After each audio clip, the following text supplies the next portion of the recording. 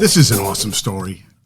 Julian Bomquo, her team would have been relegated if they didn't race the race. So she decided, you know what, I'm going to help out my team. And I know I'm a shot putter, and I know that, this isn't my race. But she did the 100-meter hurdle. She took her time. She recorded time over 32 seconds. Spain's Teresa Arandonea finished first with a time of 13.22, but they would have been relegated if it didn't happen. So she did it. She's 29. She's been with Belgium in the international stage since 2011. She finished 13th at the Junior Championships. The 2023 indoor in Turkey, she finished 15th. She holds the national record of outdoor and indoor shot put. And good for her, man. All right. You know what? Took one for the team. Decided I got to do this and did it. Now, I wanted to lead off with Lanker. Lanker gives me great stuff. Gives me Yankee stuff. But he brought up good points. Opinions, because I said arguing. Because I said that Lanker should have always been an attorney because he would just keep, going with his point to a point you just capitulate. You'd be like, okay, all right, I've had enough.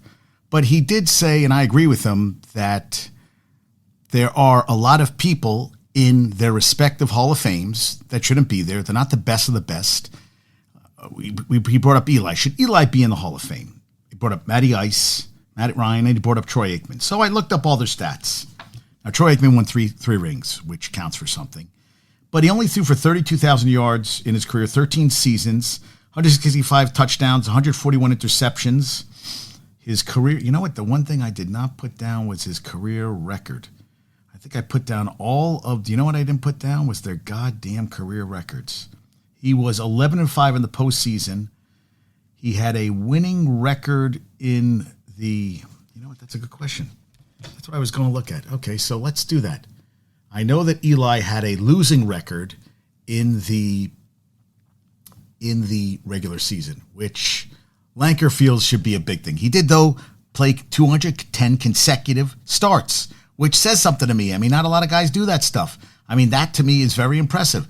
Now, he did not have a winning record. Yes, he had a record as an NFL quarterback. He went 117. Well, he was 500.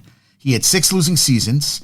He was 8-4 in the playoffs. The 2007, 2011 teams, he went 4-0. His 4 other appearances, he was knocked out in the first round. Okay, he didn't have a losing record, but that, and Lanker brought that up that Namath and Jurgensen are the only 2 quarterbacks in the Hall of Fame with a losing record. He never losing record. He was a 500 quarterback. That is not a losing record, Lanker.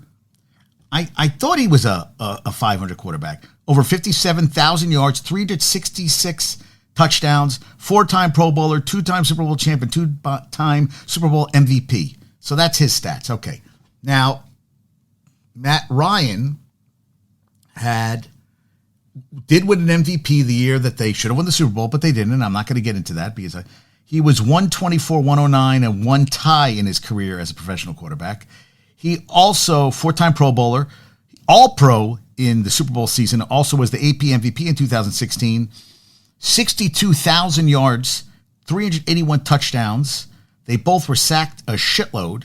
Okay, so I looked up him, and then I was looking up Tony Romo, because, Tony Romo only went 2-4 in the playoffs. He his career record was 78-49. That's a better one. That's over 500 as a quarterback. Yeah, I would say that's a better winning percentage as a quarterback. And then I was looking up Troy Aikman, because that's the one thing I forgot to write down. So Troy Aikman played 13 years, and his career record was 94-71. Okay, so the other 3 guys had over 500, but Eli had a 500, and he thinks that he's going to get in. I said he also beat arguably the greatest team of all time. And, Aikman only had 5 3,000-yard seasons. His 165 touchdowns, career high was 23 in 92, 23. Whereas, and he had 5 3,000-yard seasons. Eli had 7 4,000-yard seasons, career high, 35 touchdowns in 2015. He had 3 seasons of 30-plus touchdowns, 2 rings, as I said, 210 consecutive games. Matty Ice had 2016, 49-44, 38 touchdowns, 7 interceptions. I would say that was a phenomenal season. He had 10 4,000-yard seasons. But you know what? He says, even if that's what Lanker was going about. He said, if you do what is it? Go from your gut right off. You're not looking at any stats. You're not doing deep dive. Just the not the taste test, but you're just watching a guy. Does he pop out? Is he a Hall of Famer? And Eli. I mean, when he was bad, he was really bad. Am I going to look? And then he said, if you had to start a game, would you pick Aikman or would you pick Eli? And I'd pick Aikman. Matty Ice, 4-6 in the playoffs. Yeah. I think Dallas should have won 4 in a row if Jimmy Johnson would have stayed. Then they had fourth quarter comebacks, which Lanker said to me, well, that means that the team was behind. Well, I said, well, if that's the case, then how come Tom Brady had 46? I mean, I think there's something to be said. It could be a close game where you're down by a touchdown and you're the guy at the end of the game you want the ball. And Eli was a guy at the end of the game, 15th all-time with 27 fourth-quarter comebacks, tied with Russell Wilson. It's Brady with 46, Peyton with 43, Big Ben 41, Matt Ryan fourth with 38.